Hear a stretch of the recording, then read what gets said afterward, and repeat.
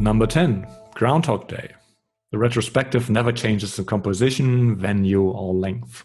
In this case, the team will very likely revisit the same issues over and over again. It's a sort of Groundhog Day without the happy ending, though, and will turn the retrospective in some sort of anti-mechanistic ritual that defies the purpose of it.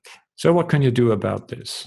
First of all, start with a repository of exercises for all the 5 stages and never run the same retrospective twice. There's an endless number of permutations how you can set up a retrospective. It's really not rocket surgery. If you need ideas what to do during the retrospective, use RetroMod or Tasty Cupcakes, or be creative yourself, visit liberating structures or training from the back of the room. There are endless possibilities to handcraft retrospectives that really are meaningful. Do so by also talking to your fellow Scrum Masters at the organization. And if you're the sole Scrum Master in the organization, why don't you join the Hands-on Agile Slack group? Because it's really an active community and you will get plenty of input where to find things and how to do that.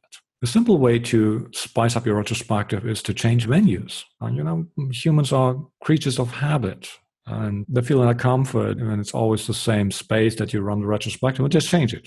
Go somewhere else. Go outside if it's summer. Take a completely different venue, Push the people out of their comfort zone, make them alert again, appeal to the old part of the brain that's looking for the saber-toothed tiger lurking around the corner trying to hunt you down. And why not theme retrospectives? Why not have a Halloween spective?